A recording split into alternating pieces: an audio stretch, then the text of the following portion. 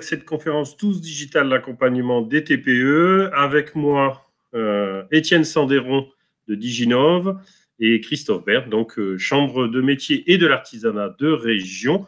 Je vais vous partager un petit peu le support de présentation de telle façon à ce qu'on puisse avoir un fond commun. Hop, et voilà, c'est parti.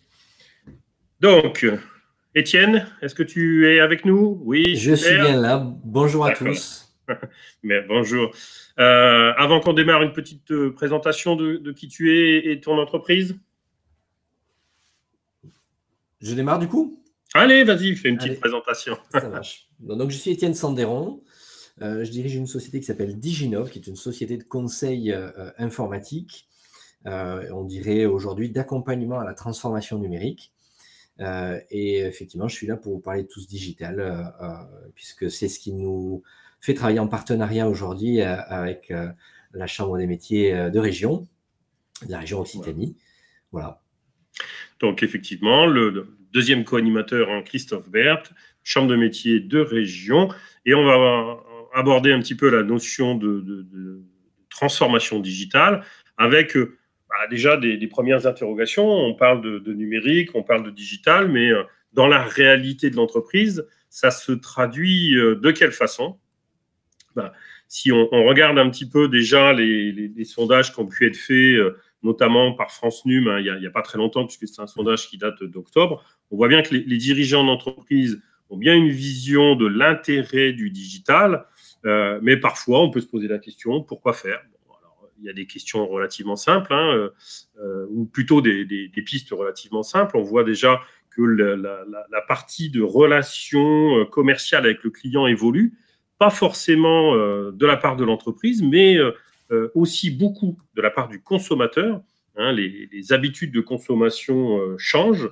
Là où avant, je me rendais directement dans une entreprise ou dans un commerce pour acheter un produit ou une prestation, aujourd'hui, très souvent, on passe par une étape d'information sur Internet, hein, de recherche de comparatifs et ainsi de suite, avant d'aller directement dans l'entreprise. Donc, vous voyez, on a une évolution qu'il faut prendre en compte absolument.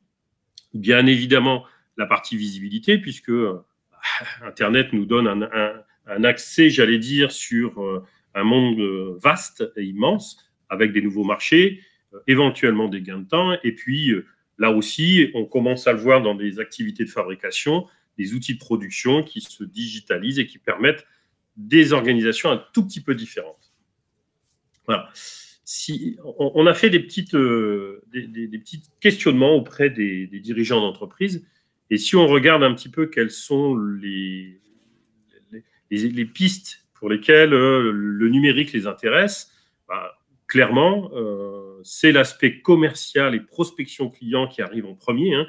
Les 5 premières réponses sont toutes liées à une notion de trouver des nouveaux clients ou être trouvé beaucoup plus facilement sur Internet. Ensuite, on a les problèmes de compétences, d'acquisition de compétences. On en reparlera tout à l'heure. Et enfin, la partie organisationnelle de l'entreprise qui arrive ensuite. Étienne, est-ce que c'est des choses que tu vois aussi, toi, dans tes accompagnements? Oui, tout à fait. Tout à fait. On réalise régulièrement des diagnostics auprès de TPE, PME, des artisans, tout type de profession. Voilà, on est confronté systématiquement à ces questions-là. Grosse demande de visibilité. D'ailleurs, vous verrez dans les éléments dont on va parler un petit peu après, c'est sur ce constat-là qu'on s'est appuyé pour faire une proposition qui soit pertinente d'accompagnement. Et oui, puisque une fois qu'on a fait un petit peu le constat de l'intérêt du numérique, après, souvent la question, c'est comment on l'aborde, hein, quelles vont être, j'allais dire, la manière de se lancer dans une transition digitale. Ce n'est pas forcément très simple. On va le voir, il y a déjà quelques freins. Hein, si on regarde, on interroge là aussi les dirigeants de TPE, les 2 éléments qui sont primordiaux, c'est que, en fin de compte, c'est une compétence nouvelle. Hein, quand on parle de numérique, c'est pas quelque chose d'inné. Il va falloir le travailler, avoir quelques connaissances de base pour pouvoir agir dessus. Donc ça, c'est la première difficulté, c'est que souvent, il y a une culture du dirigeant TPE qui n'est pas forcément optimum sur ce sujet-là. Et puis, à partir du moment où on a un métier qui arrive de nouveau dans une entreprise, il y a aussi un temps de mise en œuvre. Hein, il faut prendre le temps de travailler sa visibilité et ainsi de suite. Et on le sait bien, dans une petite entreprise, le temps, c'est la plupart du temps ce qui manque aux dirigeants. Voilà, donc ça, c'est les deux petits freins. Oui, vas-y, Étienne. Si je peux intervenir là-dessus, ça, c'est vraiment un point très, très, très important à mon sens. Parce qu'on sent qu'il y a une forme de contradiction aujourd'hui quand on interroge les chefs d'entreprise entre le fait qu'on veut bien avancer sur la transformation numérique, mais on n'en a pas forcément le temps. Du coup, si l'intention est suffisamment forte, il faut impérativement arriver à construire, à provisionner, à se faire de la place dans l'agenda, ou même à prévoir et anticiper, à adapter ses budgets pour qu'ils puissent demain permettre cette transformation numérique. C'est essentiel, c'est une des conditions de survie de bon nombre d'entreprises aujourd'hui. Moi, je vois des entreprises qui ont raté le virage de la transformation numérique parce que justement, elles ne se sont jamais arrêtées, elles ne se sont jamais donné le temps de pouvoir la réaliser. C'est ça. Et puis, j'allais dire, il y a deux autres petits freins qu'on note. L'aspect financier. Forcément, se lancer dans un premier temps sur de l'investissement qui soit numérique pose le problème de comment on budgétise les choses, ce qui n'est pas simple. Et à partir du moment où on parle de la question du budget, on parle aussi de la question du prestataire, puisque si l'entreprise souvent n'a pas la compétence, elle va chercher un prestataire pour réaliser. Et là, on se retrouve face à quelqu'un qui n'a pas la compétence et donc il y a une difficulté dans le choix puisqu'il a une difficulté de compréhension de la proposition qui peut être faite et du résultat qu'il pourrait y avoir sur la prestation. Donc, vous voyez, des éléments qui sont quand même pas simples et sur lesquels il faut trouver des pistes pour pouvoir se lancer dans la transition. Alors, comment on peut démarrer ? Ce qu'on va conseiller la plupart du temps, déjà, c'est de faire un petit état des lieux soi-même, sans aller chercher forcément des compétences externes, c'est de se dire, aujourd'hui, quelle est ma situation par rapport au digital, qu'est-ce que j'utilise déjà dans mon entreprise ou qu'est-ce que je n'utilise pas. Donc, quelles sont les pistes sur lesquelles il faut que moi-même, j'imagine une amélioration. Alors, on vous met à disposition des outils. Vous avez en ligne sur la plupart des sites des chambres de métiers des petits autodiagnostics. C'est un petit questionnaire sur lequel vous pouvez répondre et vous avez une première piste de réflexion. Vous avez aussi des webinaires qui sont proposés un peu partout, y compris dans le réseau des chambres, notamment ils viennent de mettre en place le jeudi du numérique avec les indispensables du numérique, des petits webinaires de 50 minutes qui permettent d'avoir une petite découverte. Donc, on est là sur ce que j'appellerais de l'acculturation, c'est-à-dire une recherche d'informations. Et puis, vous avez aussi, et ne l'oublions pas, 2 journées où vous avez plus de 20 webinaires qui vous attendent sur Numexpo. Donc, profitez-en. C'est les journées qui vous permettront d'acquérir déjà les premières bases d'informations. Là, c'est la première étape. Je cherche à avoir un niveau minimum de compréhension de l'environnement numérique pour pouvoir agir sur mon entreprise. Étienne, tu veux rajouter quelque chose sur ce premier... Je pense que c'est effectivement...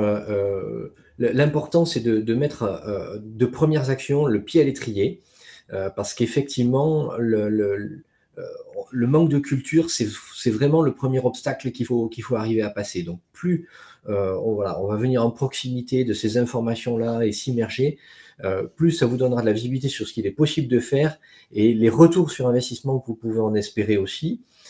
Et du coup, se donner envie et confiance sur le fait d'entamer sa transformation numérique.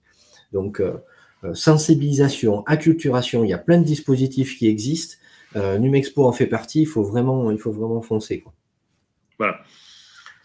Donc, on arrive sur un niveau de culture globale qui permet d'avoir une petite vision des choses.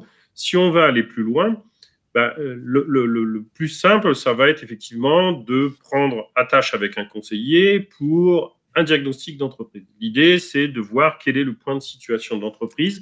Vous avez fait de votre côté un premier aperçu, mais seul.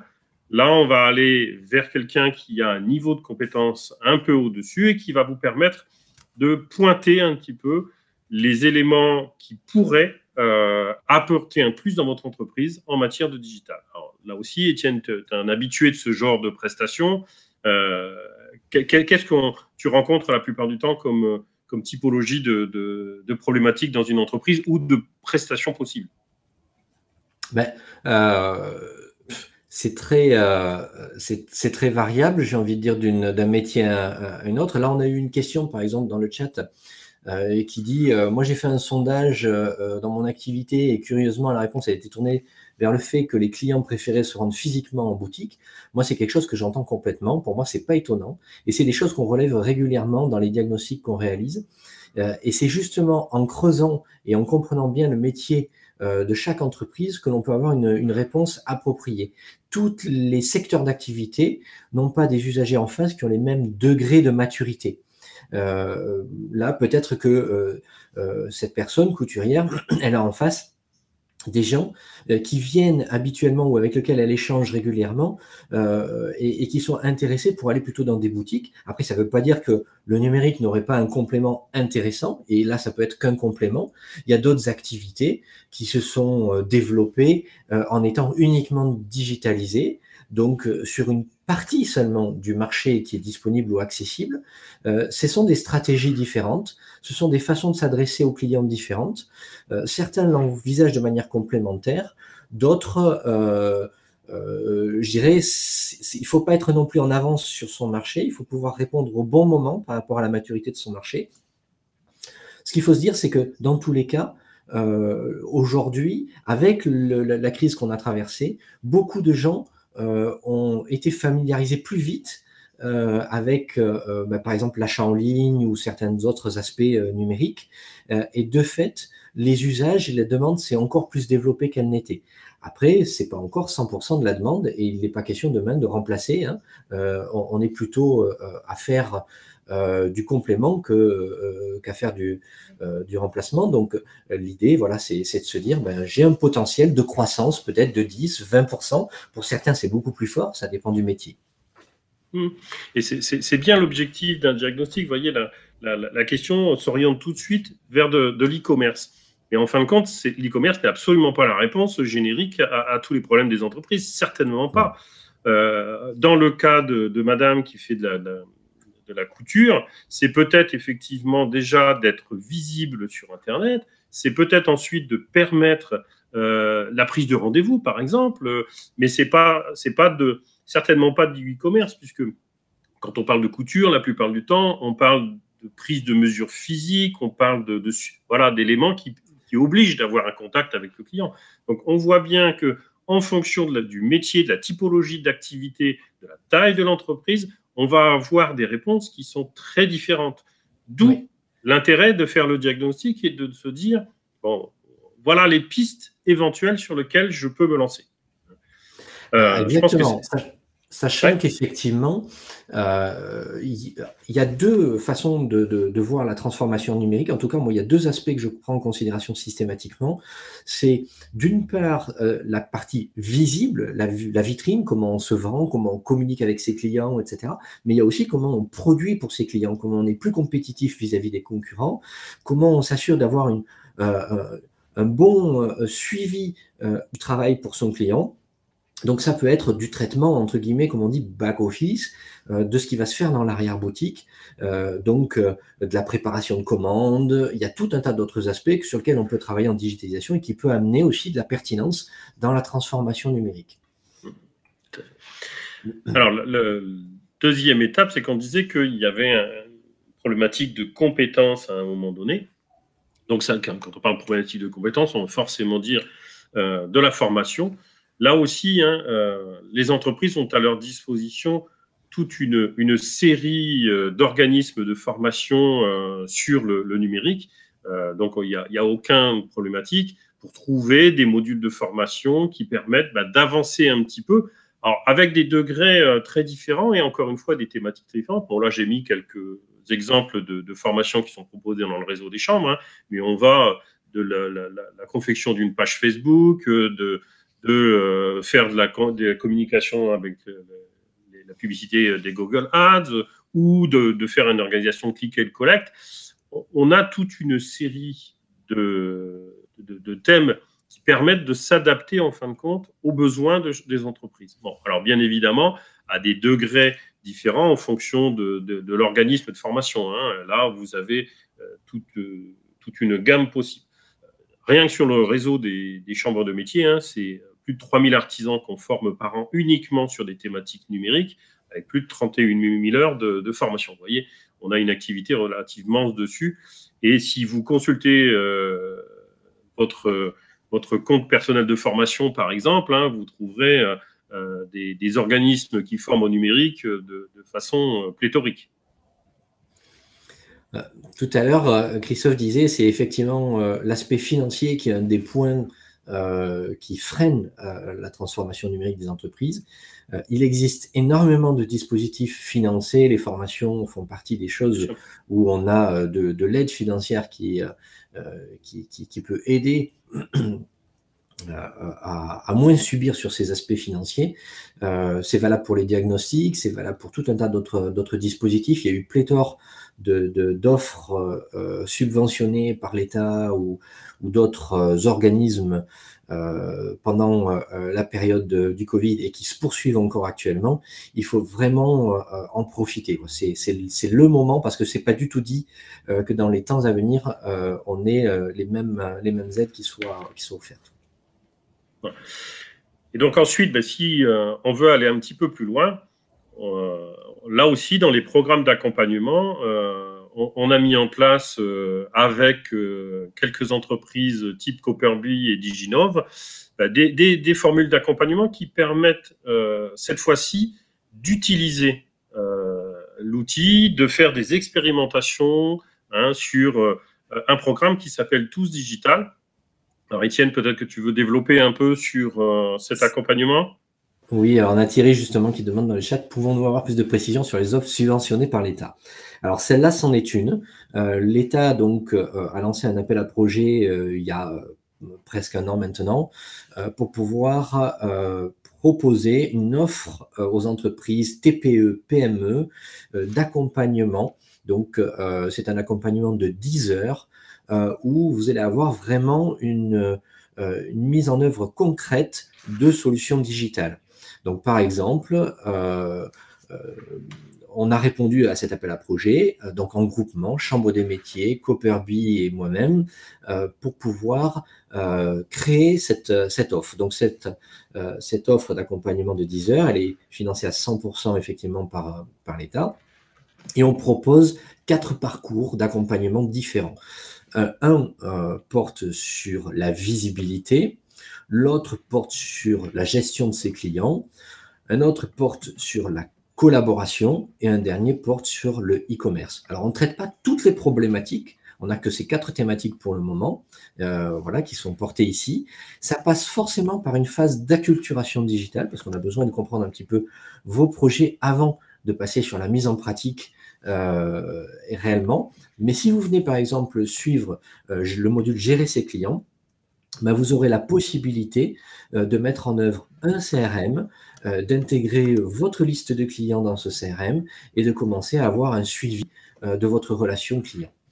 Donc vous allez réellement faire un pas dans la digitalisation très concret et vous pouvez tout à fait venir en partant de zéro.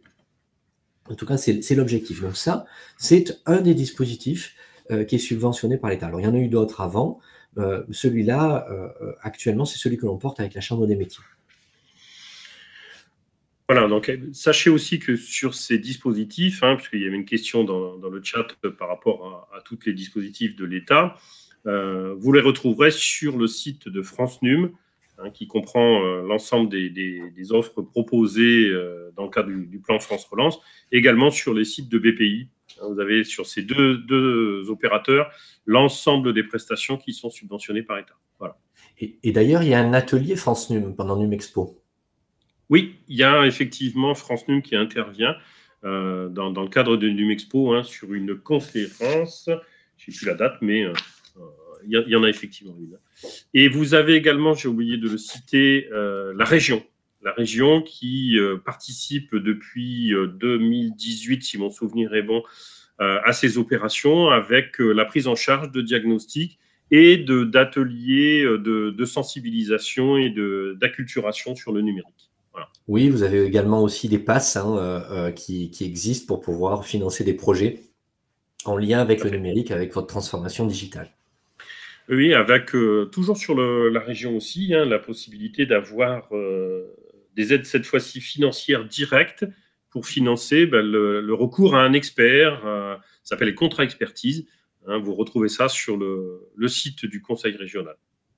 Alors, selon vos métiers également, si vous êtes sur certaines branches d'activité affiliées à certains OPCO, vous verrez qu'il y a des dispositifs d'appui RH qui intègrent un volet de transformation numérique. Vous pouvez aussi vous renseigner. Alors, les degrés de prise en charge et les critères d'éligibilité varient parce que tous les métiers n'ont pas les mêmes besoins. Là, en l'occurrence, sur Tous Digital, on n'a pas de contraintes très fortes. On a vraiment un dispositif qui est très ouvert. On a un seuil de chiffre d'affaires qui est à 20 000 euros. On a un seuil d'ancienneté où il faut effectivement avoir 2 ans d'existence. Mais j'ai envie de dire qu'on n'a pas de contraintes liées au secteur d'activité, par exemple. Voilà. Alors, il nous reste un peu moins de 5-6 minutes pour les questions, donc on va prendre sur le chat. Je lis, on voit que la plupart des indépendants, c'est le temps qui leur manque, la connaissance, le budget, oui, tout à fait. Connaissez-vous des écoles où on peut avoir des stagiaires, des étudiants ou des apprentis qui viendraient épauler les entreprises? Alors, je pense que pratiquement toutes les écoles, j'allais dire à partir du bac plus 2, allez, on va prendre ce créneau-là, proposent des stages ou imposent même à leurs étudiants d'avoir des stages en entreprise.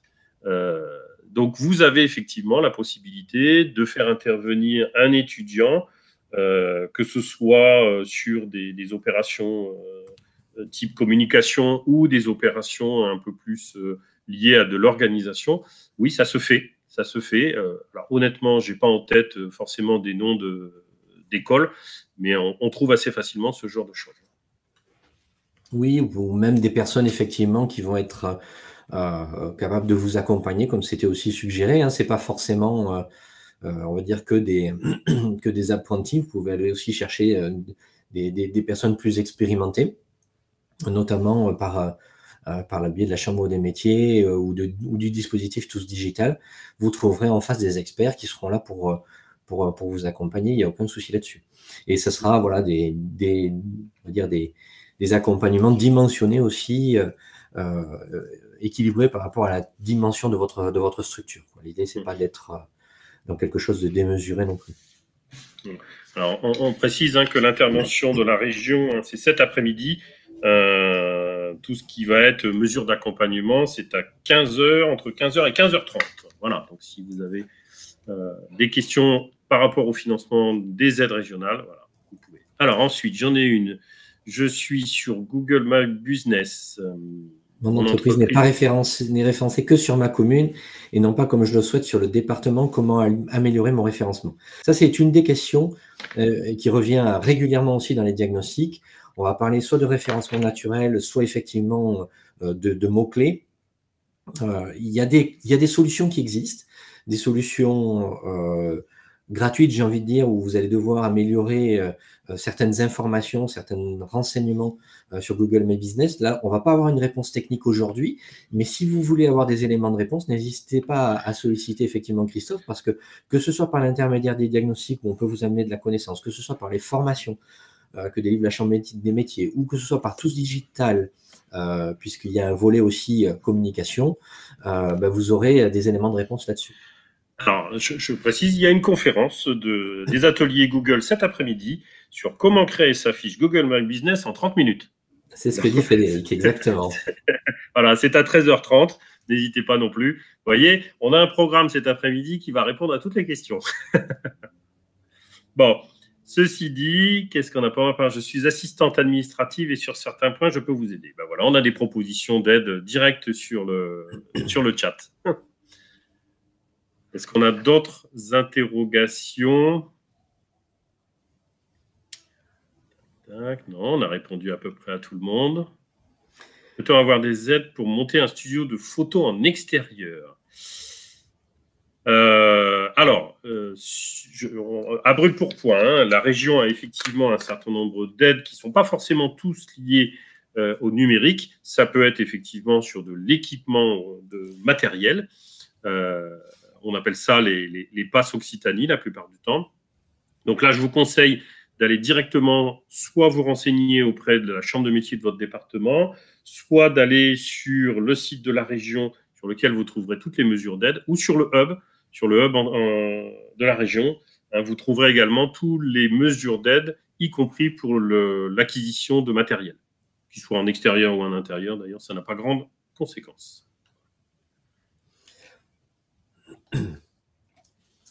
On a...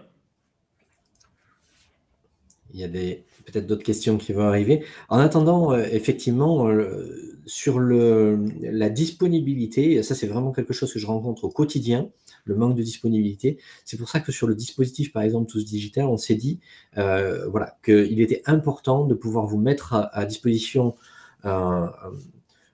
une organisation qui soit suffisamment souple et qui ne vous mobilise pas trop de temps. Donc, on a créé des petits modules de 3 heures ou 4 heures qui vous permettent de passer plus facilement dans votre emploi du temps.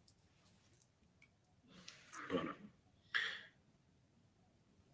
Alors, n'hésitez pas, la première chose, effectivement, c'est de vous renseigner, hein, que ce soit à travers Tous Digital ou à travers toutes les conférences qu'il y a sur ces 2 jours, d'aller sur les stands, de voir un petit peu les différents professionnels qui sont à votre disposition. C'est ce qui va permettre de travailler. Alors, il y a une petite question sur les replays. Oui, les replays vont être diffusés jusqu'au 15 décembre, puisque aujourd'hui, on a 2 jours de live avec la possibilité de discuter en direct avec les experts, mais la plateforme va rester ouverte jusqu'au 15 décembre. Donc, jusqu'au 15 décembre, vous pourrez venir consulter et revoir les conférences qui auront lieu pendant ces 2 jours. Voilà. Eh bien, écoutez, je vous remercie pour votre attention. Et s'il n'y a plus de... Ah, il y a une question qui arrive. Question. Alors, non, pas forcément. Qui n'atteint pas les 20 000 € ne peut donc bénéficier d'aucune aide. Alors, ce n'est pas tout à fait ça. Et même, on est pour parler aujourd'hui avec France Numérique et la BPI pour voir de quelle manière on pourrait rendre éligible un petit peu plus largement. Il y a une certaine tolérance. Je pense qu'il faut effectivement bien en discuter, poser la question, parce que plus on référence ce genre de demande, plus on peut les faire remonter et essayer d'aller demander une adaptation des critères d'éligibilité. Et juste une petite précision, hein. Aujourd'hui, ce n'est pas 20 000 € de bénéfices, c'est 20 000 € de chiffre d'affaires. Voilà, oui. Ce qui n'est pas tout à fait la même chose. Non, clairement pas. Voilà, écoutez. Okay. Merci de votre attention.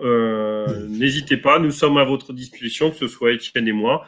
Et puis, vous souhaitons une bonne journée sur France Num, sachant que la prochaine conférence donc, est à 10h30, c'est ça, voilà.